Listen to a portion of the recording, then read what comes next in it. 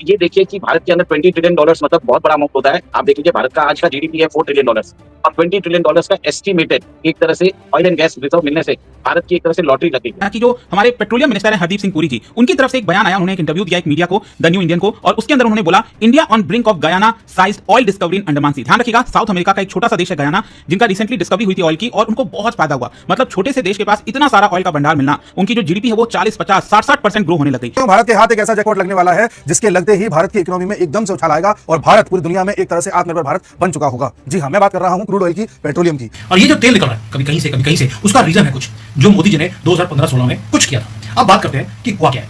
एक massive discovery, ये देख लीजिए बार बार, ये ग्राउंड शेकिंग रियलिटी है जो भारत के फ्यूचर को परमानेंटली वो चेंज कर देगी। आपको मालूम है जिसके पास तेल, वहां पे उनकी दादागिरी चलती है। रशिया हो, मिडिल ईस्ट हो, अमेरिका हो, कोई भी हो, जिसके पास तेल है वो राजा है देश का, दुनिया का। अब भारत के पास भी ये ब्लैक गोल्ड अंडमान की जो सी है वहां पर मिला है कि भाई हम बिल्कुल उस कगार के ऊपर है कि इस ऑयल रिजर्व की जो डिस्कवरी है हमारी पूरी की पूरी गेम पूरे दुनिया में वो चेंज हो जाएगी। और मोस्ट थ्रिलिंग पार्ट जो है जो उन्होंने बोला कि we have already started seeing the green shoots, यानी कि तेल जो है हल्का सा वो निकलना शुरू हो गया है। और कुछ ही देर में, अब ये सालों की बात नहीं है, कुछ महीनों में आपको गयाना से भी ज्यादा तेल का भंडार अंडमान सी में से निकलता हुआ दिखाई देगा।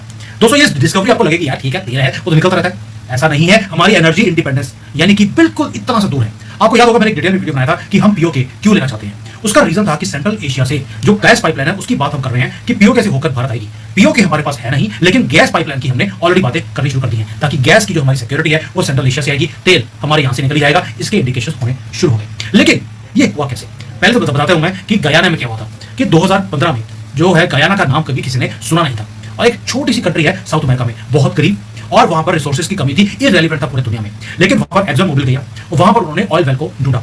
11 billion barrels of oil under the sea उस कंट्री में मिल गए। वो जीरो से हीरो बन गए एक दिन में। और आज गयाना 6.5-7 लाख बैरल्स एक दिन में प्रोड्यूस करता है। तेल मिलने की संभावना हमें है अंडमान निकोबार में, ठीक है साहब। तो हमारे हरदीप सिंह पुरी साहब ये कह रहे हैं कि अगर ये तेल हमने निकालने में सक्सेसफुल रहे और हमारे अकॉर्डिंग मिल गया तो हमारी जो जीडीपी अभी 3 से 4 ट्रिलियन डॉलर के बीच की है, ये सीधे $20 ट्रिलियन के आसपास पहुंच जाएगी।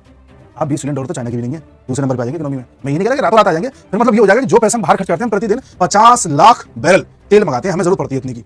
चाइना को 1 करोड़ बैरल प्रतिदिन तेल की जरूरत पड़ती है। तो अगर हम ये खुद बनाने लग जाएं, खुद करने लग जाएं, तो सोचिए जो बाहर से हम तेल मंगा रहे हैं उसमें लगभग बता रहा हूं 50% कटौती हो जाएगी। इतना ज्यादा हमें फायदा हो सकता है। गोयना आप खुद देख लीजिए, दुनिया में 17वें नंबर पर आता है जब से इसकी डिस्कवरी हुई है। तो हमारे यहाँ तो इससे पहले भी डिस्कवरीज हो रही है, हमारे यहाँ ऑलरेडी भी तेल बनता है। हमारी डिपेंडेंसी मिडिल ईस्ट के ऊपर वो कम होती रहेगी। अब तेल शिप्स में भरकर मिडिल ईस्ट से नहीं आएगा, हमारे अपनी कंट्री में प्रोड्यूस होगा। अब ये सारा कुछ हो गया है, पहले भी कंट्री वही है, तेल तो वहां पर करोड़ों पहले से पड़ा हुआ है, पहले क्यों नहीं होता था, व्हाई नाउ। और आपने सुना होगा कभी हमारा यहां से तेल निकल गया, कभी वहां से निकल गया, ये सडनली ये डिस्कवरीज क्यों हो रही है, कभी गैस मिल रहा है, कभी ऑयल मिल रहा है, and happening all over India.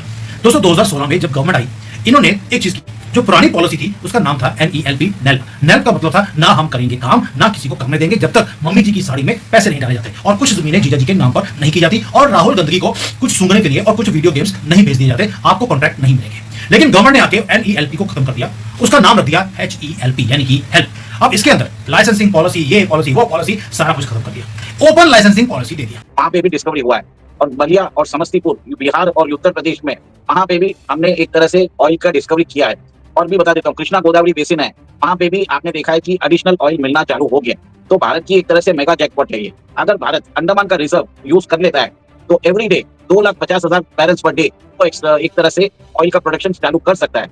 और एक चीज नोट करिए, एक्सॉन है, मोबिल है, ये सब भारत के अंदर आने को तैयार है, यहाँ पे ड्रिल करने को तैयार है ताकि ओशन बेड से जो हाइड्रोकार्बन है उसको निकाल सके। And they are willing to actually extract the hydrocarbons. और भारत के पास तो दुनिया की सबसे बड़ी रिफाइनरी हमारे पास ही है, रिलायंस इंडस्ट्रीज। वर्तमान में भारत अपनी कुल कच्चे तेल की जरूरत का लगभग 85% हिस्सा विदेशों से आयात करता है, जिससे भारत की अर्थव्यवस्था पर काफी दबाव पड़ता है और विदेशी मुद्रा भंडार का बड़ा हिस्सा तेल आयात में खर्च होता है। यदि भारत को अपने ही क्षेत्र में, विशेष रूप से अंडमान सागर में गयाना जैसे बड़े तेल भंडार की खोज होती है, तो भारत न केवल तेल के आयात पर अपनी निर्भरता कम कर पाएगा, बल्कि ऊर्जा के मामले में आत्मनिर्भर बन सकेगा। इससे देश की विदेशी मुद्रा की बचत होगी, रुपए की स्थिति मजबूत होगी और वैश्विक ऊर्जा बाजार में भारत की एक नई पहचान बनेगी। तेल और गैस की उपलब्धता किसी भी देश के औद्योगिक विकास, आर्थिक गति और सामरिक सुरक्षा के लिए अत्यंत महत्वपूर्ण होती है। घूस मिलती थी तो उनको कॉन्ट्रैक्ट मिलता था ड्रिल करने का, और काम होता नहीं था, मम्मी जी सारे पैसे खा जाती थी। अभी नए मॉडल के अंदर हम शिफ्ट कर गए हैं प्रोडक्शन शेयरिंग कॉन्ट्रैक्ट की बजाय रेवेन्यू शेयरिंग। जो तेल निकलेगा उसमें से कुछ पैसे आपको मिलेंगे, बाकी गवर्नमेंट ऑफ इंडिया को मिल जाएंगे। अब गयाना में कंपैरिजन कर रहा हूं, गयाना में 40-45 जगह पर ड्रिलिंग किया था और उनको एक में तेल मिल गया। भारत के अंदर ऑलरेडी हम 550 जगह पर ड्रिल कर चुके हैं और 100 जगह ऐसी है जहां पर लगता है कि भाई यहां पर तेल मिलने की आवश्यकता है, और बाकी के डेवलपमेंट चल रही है 400 जगह पर। यानी कि एक पॉलिसी चेंज किया जहां से मम्मी जी को बाहर निकाला, रेवोल्यूशन लेकर आगे मोदी जी एनर्जी सॉवरेनिटी के अंदर। क्यों? क्योंकि जमीन से जुड़े हुए हैं, जमीन में से तेल कैसे निकालना है वो मोदी जी जानते थे। अब हैरानी की बात देखिए, जैसे ही आपने पॉलिसी जो चेंज किया है, पूरे भारत में आपको तेल मिल रहा है। याद होगा बलिया उत्तर प्रदेश, वहां पर आपको हाइड्रोकार्बन रिजर्व्स ऑलरेडी मिल गए हैं। बिहार में ओएनजीसी ने एक्टिवली ड्रिलिंग करनी शुरू कर दी और वहां पर भी आपको गंगा बेसिन में तेल मिल रहा है। नॉर्थ ईस्ट के अंदर ऑलरेडी हमारी सर्वे चल रहे हैं, आशंका है बहुत बड़े रिजर्व्स नॉर्थ ईस्ट में मिलने वाले हैं। और ओएनजीसी ने इसी साल फरवरी के अंदर भी डिक्लेयर किया था कि वो और ज्यादा एरिया एक्सप्लोरेशन के लिए रिलीज करने वाले हैं। हमें बाहर पैसा भेजने की जरूरत ही नहीं है। एवरी ईयर $100 बिलियन का हमें एक तरह से फायदा हो जाएगा। सेकंड, एक और एक चीज बता देता हूँ, जो क्रूड का जो होता है एक्सट्रैक्शन कॉस्ट आराम से अराउंड $10 होता है, वो बिकता कितने में है? $70-75 में बिकता है। सोचिए, मतलब apart from everything operational cost is only $10 extraction cost, और उसका मार्केट वैल्यू है $75। तो इतना बड़ा प्रॉफिटेबिलिटी बढ़ता है। हमने 1948 के लॉ को उखाड़ कर फेंक दिया जो जवाहरलाल नेहरू जी का बनाया हुआ था। नेहरू जी कहते थे कि मेरे से पूछे बिना आप कोई काम नहीं कर सकते। तो हमने बोला नेहरू जी हम पूछेंगे नहीं। हमने बिल को उठाकर डस्टबिन में फेंक दिया। एक नया हमने ऑयल फील्ड का बिल लेके आ गए, जिसमें पुराने वाला बिल चला गया। इसमें क्लैरिटी है कि प्राइवेट सेक्टर की पार्टिसिपेशन हो सकती है। लाइसेंसिंग राज को हमने खत्म कर दिया, और जो नए फ्यूज है, हाइड्रोजन है, सोलर है, विंड है, इवन की एमोनिया है, उसको हमने ऐड कर लिया। यानी कि अब कॉन्ट्रैक्ट्स बिना पूछे ऑनलाइन अप्लाई कीजिए, कॉन्ट्रैक्ट मिल जाता है कि $20 ट्रिलियन के रिजर्व्स हैं यहां पर, जो एक बेसिन में हमें मिलने वाले हैं। और हमारी कंट्री एकदम से 3 ट्रिलियन से 4 ट्रिलियन की बजाय हम सीधा 20 ट्रिलियन पे पहुंच सकते हैं। और मैंने इसके ऊपर डिटेल में एक वीडियो बनाया था कि अब तो आगे जाकर मोदी जी अपनी रीवैल्यूएशन भी गोल्ड बेस्ड करेंसी बनाकर उसको करने वाले हैं। यानी कि डॉलर 80-85 रुपए से $8 पे रहने वाला है। इसके अलावा यदि अंडमान क्षेत्र में मिलने वाला कच्चा तेल देश की जरूरत से ज्यादा हुआ तो भारत इसके निर्यात की दिशा में भी कदम बढ़ा सकता है। इससे भारत वैश्विक ऊर्जा बाजार में एक अहम खिलाड़ी बन सकता है और सऊदी अरब, रूस, अमेरिका जैसे बड़े तेल उत्पादक देशों की कतार में खड़ा हो सकता है। यह भारत की भू-राजनीतिक स्थिति, जो पॉलिटिकल स्टैंडिंग को भी मजबूत करेगा, क्योंकि ऊर्जा स्रोतों पर नियंत्रण वैश्विक कूटनीति में एक अहम भूमिका निभाता है। साथ ही तेल भंडार की यह खोज रणनीतिक दृष्टिकोण से भी बेहद महत्वपूर्ण होगी, क्योंकि इससे भारत की सेना और रक्षा उपकरणों के लिए ऊर्जा की आपूर्ति सुरक्षित और स्थिर बनी रहेगी। इस प्रकार अंडमान सागर में तेल के बड़े भंडार की खोज भारत के लिए न सिर्फ आर्थिक बल्कि रणनीतिक, राजनीतिक और तकनीकी स्तर पर भी एक गेम चेंजर साबित हो सकती है।